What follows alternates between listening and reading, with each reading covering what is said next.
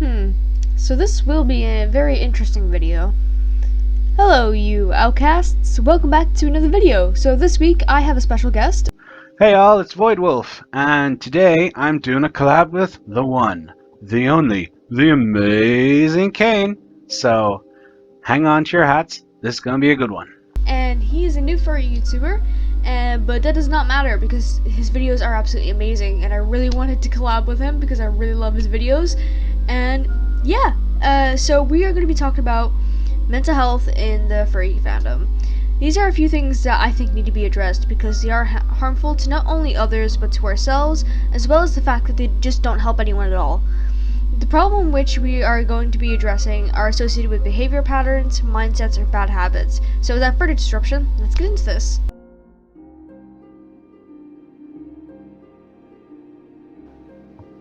Okay, so I made a list of some of the things that we do as a fandom that we really need to think about and essentially stop doing, or at least rethink why we're doing it.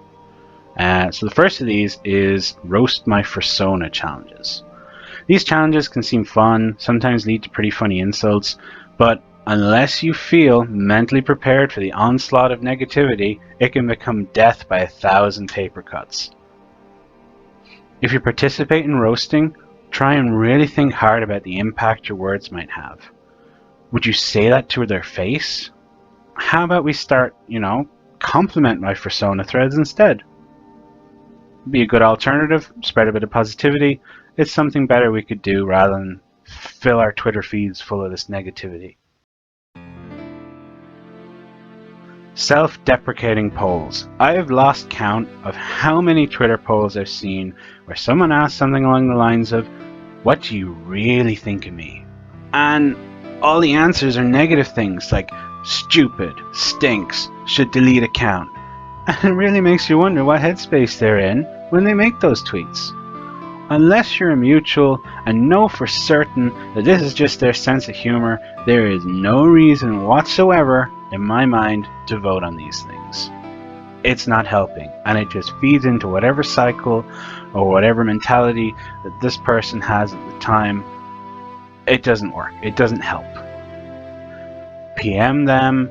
If you know them IRL, reach out to them, say, "Hey, you okay? I saw what you posted. Do you need some help maybe, or what's going on?" 10 times better than just feeding into it. Let's say, for example, that you start an argument with someone for being basically mean to someone else, after which they start bringing up things like "my family is poor," or "my dad is in the hospital," or things that just have nothing to do with the previous argument. This can be seen as a form of gaslighting. Their intent is to most likely make you feel like a shitty person and to also misdirect the main purpose of that argument. This should never be tolerated. This is solely someone who is looking for an excuse to get out of an argument and for someone to endure their toxic behavior because their life is hard right now. No one's life situation should be used as an excuse for harmful behavior. If they're given an explanation for said behavior, then yeah, it's okay to listen, but if it's an excuse, then no, you shouldn't have to tolerate it. You should always take the responsibility for your actions no matter what way your mental health is. You are always responsible for how you act. Have you ever told someone about something hard going on in your life and they start explaining why their life is so much worse than yours? Well, congratulations, your emotions have just been invalidated. This behavior is a form of toxic positivity.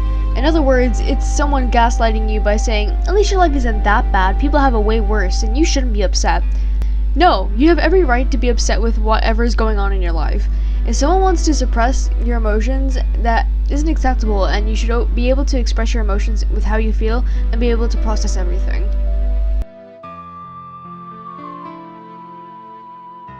The private-public cycle, where I sometimes see people who constantly switch their account from public to private and back again, maybe once a week. I don't know if it's because they feel like they've said things they shouldn't, or maybe they get overwhelmed, but it's okay. If you need to do that, that's fine, it's your account, but just consider that when you post things like "you're not doing okay" and then go private where no one else can reach you, it does make others worry. It becomes even bigger problem when this cycle repeats itself a few times and people get used to it and maybe even ignore it. The time you really need someone, they might not just realize how serious it is.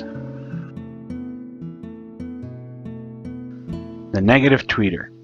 It is so easy to put ourselves down when we shouldn't, but announcing it to the world as well just makes it so much worse because we tend to believe it then.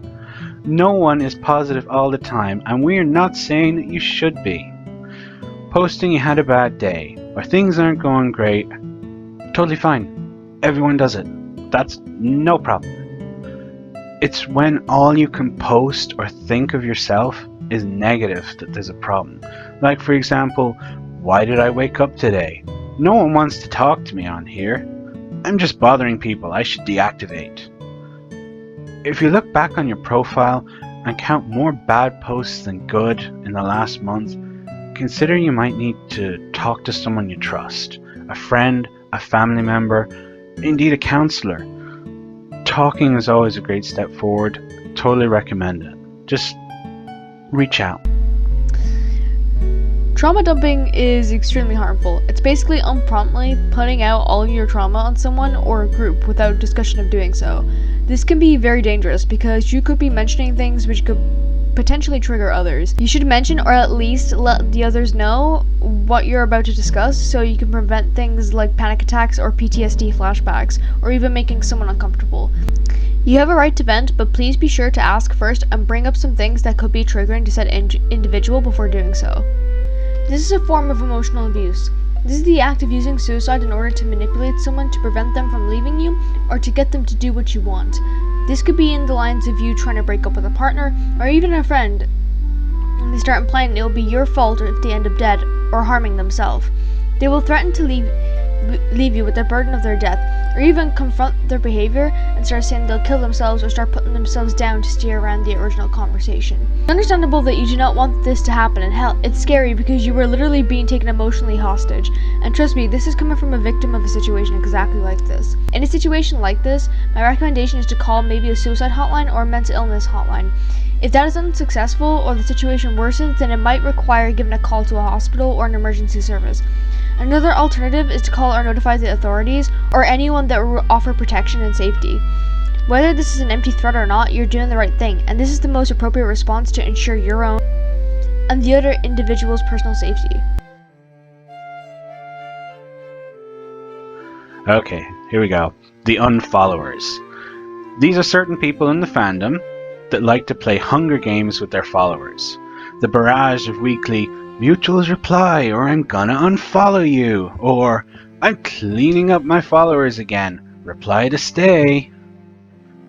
It can really get disheartening. It's like, unless you're giving me attention, you don't count. It's stupid. I'm not saying you don't have a right to clean up your account every now and then, but don't play games. If you have to constantly fight for someone's approval, ask yourself, is it really worth it? Because guaranteed, it's only you putting in the effort. And what's the point? The bean counters. We need to realize that in almost every case, quality beats quantity, and it's so true when it comes to follower counts. The amount of people I've seen who break down when they lose even a handful of followers is crazy. They keep self-analyzing and tearing themselves apart publicly, hoping to reach some unknown truth explaining why. When in reality, why does it matter? Follower counts do not equate to self-worth. And the moment you allow them to, you open yourself up to nothing but heartache and feelings of inadequacy.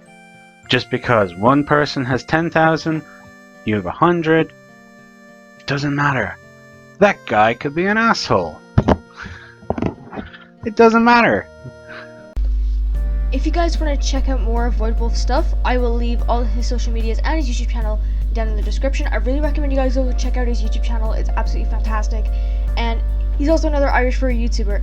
So yeah, eventually I will collab with all the Irish furry YouTubers at one point. So I'm making that out there. I'm putting it out there.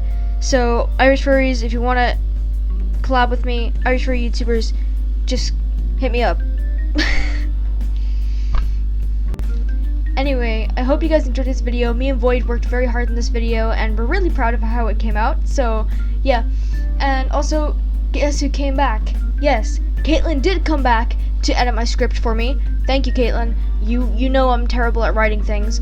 And like last time, instead of actually Caitlin sending in a message, I want to highlight some of the comments that made me laugh that she put in my script. So here's that.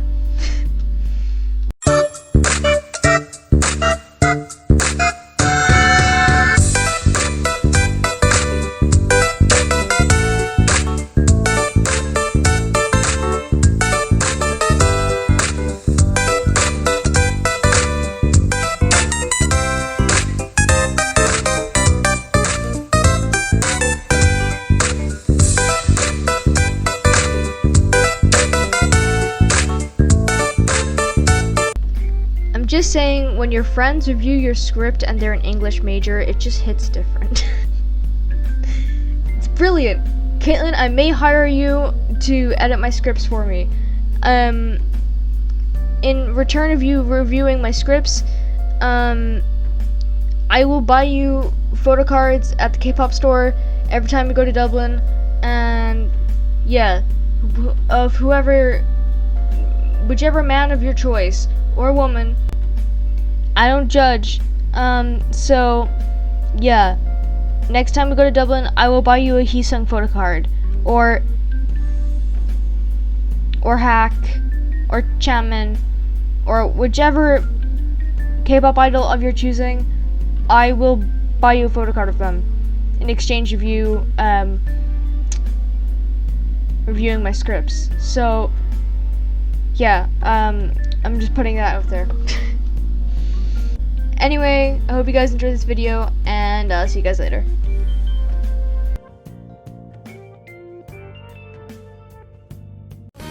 You never see it coming.